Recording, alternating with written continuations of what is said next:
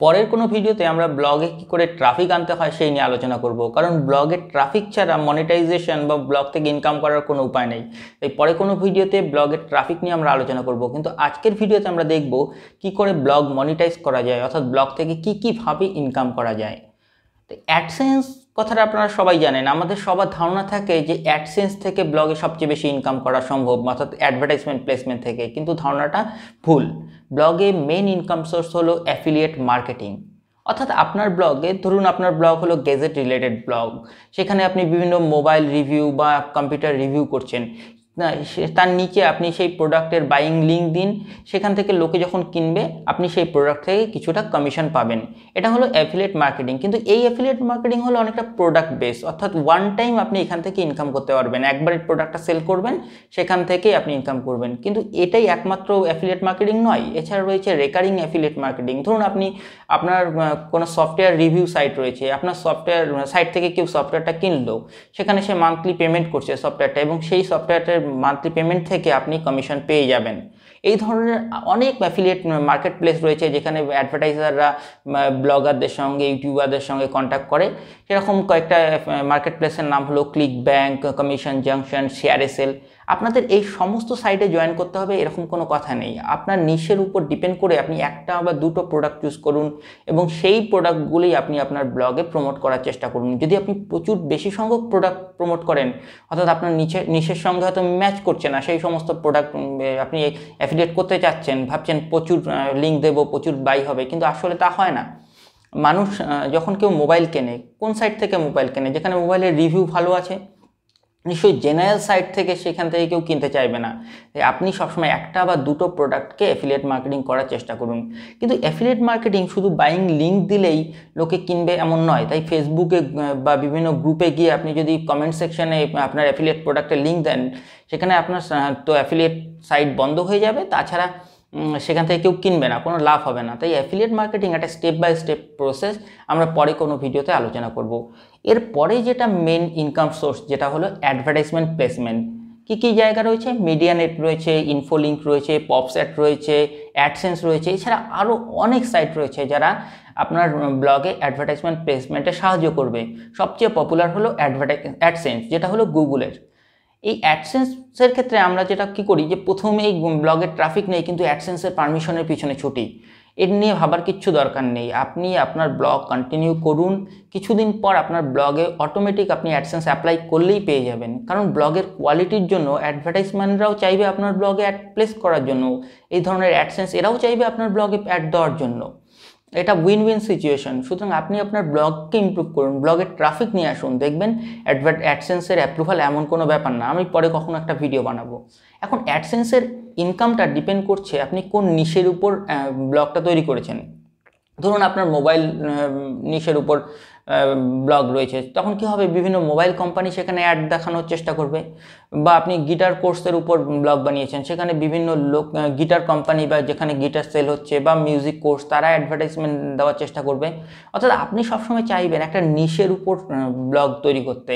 যখন ইলেকট্রনিক প্রোডাক্টের উপর বা এই ধরনের কোর্স বিক্রির ক্ষেত্রে আপনার অ্যাডভার্টাইজমেন্টে সিপিসি বেশি, অর্থাৎ আপনি বেশি ইনকাম করতে পারেন, কিন্তু সেটা না ভেবে আপনি যে নিশের উপর আপনি ইন্টারেস্টেড এবং সেই একটা পার্টিকুলার নিশের উপর আপনি কাজ করুন, আপনি অবশ্যই ভালো রেভিনিউ ইনকাম করতে পারবেন। আর 2 নম্বর একটা ব্যাপার হলো, সেটা হলো ইউএস বা ইউকে বেস যদি আপনার ব্লগ হয়, যেখানে আপনার ব্লগের মেন ট্রাফিক আসছে ইউএস থেকে বা ইউকে থেকে বা কানাডা থেকে, সেক্ষেত্রে আপনার সিপিসি এতটাই বেশি হয় যে আপনি প্রচুর ইনকাম করতে পারবেন। এশিয়া বা Asian country like India, Pakistan, Bangladesh, এখানে সিপিসিটা কম। তবু আপনার যেটা ইন্টারেস্টের জায়গা আপনি সেখানেই কাজ করুন। এই দুটো বাদ দিয়ে মেন যেটা আসছে সেটা হলো আপনি সেল এ কোর্স। লাইক আপনার ধরুন একটা কোর্স সেল করতে পারেন। ধরুন আপনার এক্সপার্টিস রয়েছে আপনি ব্লগিং শেখানোতে, আপনি চাইলে ব্লগিং শেখাতে পারেন একটা পেইড কোর্সের মাধ্যমে, আপনি এই কোর্সটা বিক্রি করতে পারেন।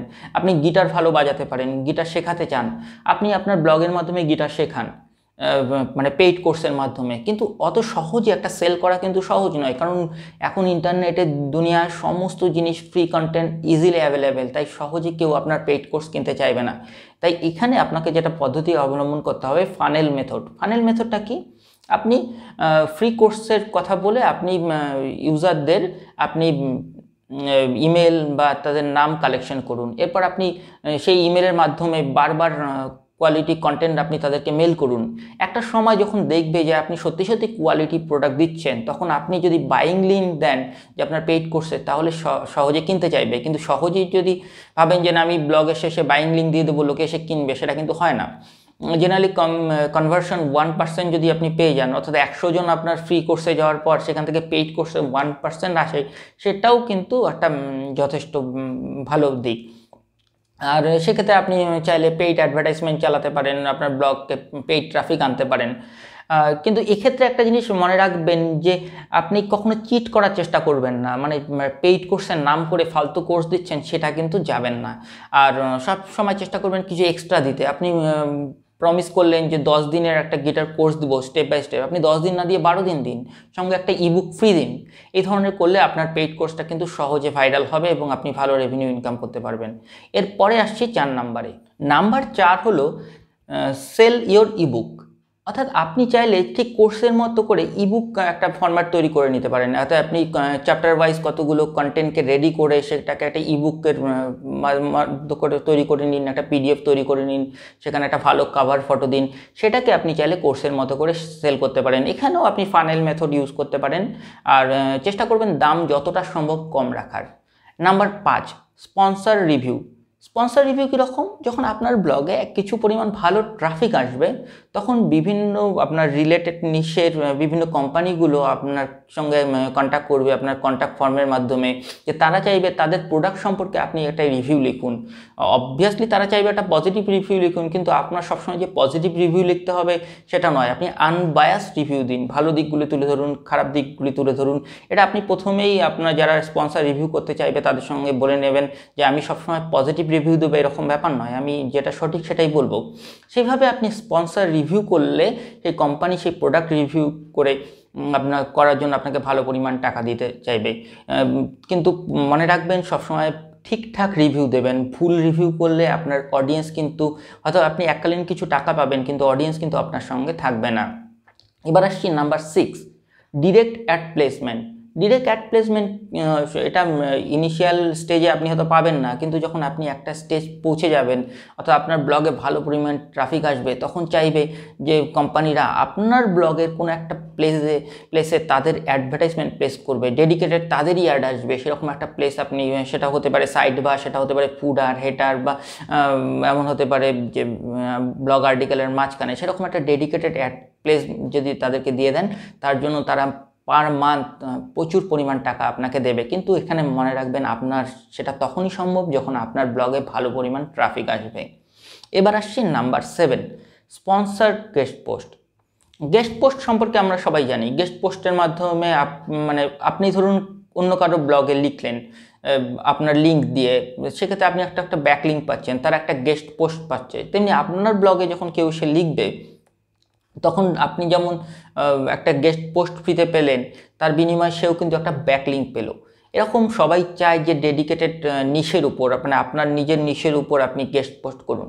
কিন্তু একটা সময় পর যদি আপনার ব্লগে ভালো ডিএ পিএ হয়ে যায়, ডোমেন অথরিটি, তখন কিন্তু আপনি সেই গেস্ট পোস্টের জন্য চার্জ করতে পারেন। অর্থাৎ এরকম ব্যাপার যে আমার ব্লগে যদি আপনি লিখতে চান, আপনাকে আমি একটা ব্যাকলিঙ্ক দেবো, কিন্তু তার সঙ্গে সঙ্গে আমি আপনাকে চার্জ করব $100 বা $50। সেটা ডিপেন্ড করবে আপনার ব্লগে কতটা ট্রাফিক আসে, আপনার ডিএ পিএ কতটা হাই তার উপর। সেই গেস্ট পোস্টের জন্য কিন্তু আপনি চার্জ করে ভালো পরিমাণ টাকা ইনকাম করতে পারেন। আর সেক্ষেত্রে যেটা ব্যাপার হলো, যারা সেই গেস্ট পোস্টটা করবে তারা একটা রেফারেল ট্রাফিক পাবে আপনার ব্লগ থেকে, কারণ আপনার ব্লগে অলরেডি ভালো ট্রাফিক আছে, সেখান থেকে কিছু ট্রাফিক তার ব্লগে যাবে, অর্থাৎ তারও প্রফিট হবে এবং সে একটা ভালো ব্যাকলিঙ্কও পাবে। এবার আসছি যেটা নাম্বার 8। নাম্বার 8 হলো সার্ভিস সেল। অর্থাৎ ধরুন আপনি ভালো এসইও করতে পারেন, অর্থাৎ সার্চ ইঞ্জিন অপটিমাইজেশন করতে পারেন। আপনি চাইলে আপনি সেই সার্ভিসটা কিন্তু আপনি সেল করতে পারেন। মানে আপনার ক্লায়েন্টরা আপনার ব্লগে আসবে এবং পেমেন্ট করবে, এবং তার বিনিময়ে আপনি তাদেরকে সেই সার্ভিসটা প্রোভাইড করবেন। যেমনটা হয় বিভিন্ন মার্কেট প্লেস, ফাইবার, freelancer.com এইসব জায়গায়, সেখানে কি হচ্ছে, মার্কেট প্লেস একটা কমিশন নিচ্ছে, কিন্তু একটা সময় যদি আপনি মানে পপুলার হয়ে যান, তখন ডিরেক্ট আপনার সঙ্গে কন্ট্যাক্ট করবে। আপনি 1-to-1 কন্ট্যাক্ট করে তাদের সঙ্গে তার জন্য চার্জ করতে পারেন। আপনি ভালো গিটার বাজাতে পারেন, আপনি গিটারের টিউশন দিতে পারেন। এই ধরনের অনেক কিছু সার্ভিস কিন্তু আপনি সেল করতে পারবেন। এখানে মেইন যেটা আপনার দরকার হবে সেটা হলো এক্সপার্টিস। আপনার কোনো একটা নির্দিষ্ট জিনিসের উপর দক্ষ হতে হবে এবং আপনার ব্লগটা সেই নিশের উপর হতে হবে। এছাড়াও আরও ব্লগ থেকে ইনকাম করার অনেক পদ্ধতি আছে। আমি মোটামুটি 8টি মেইন বিষয়ের উপর আলোচনা করলাম। আপনারা ট্রাই করে দেখুন, অবশ্যই ভালো ফলাফল পাবেন। এবং এই সমস্ত কিছু সম্ভব যদি আপনার ব্লগে ট্রাফিক আসে। পরের ভিডিওতে দেখা হচ্ছে ব্লগে কী করে ট্রাফিক আনা হয় সে নিয়ে।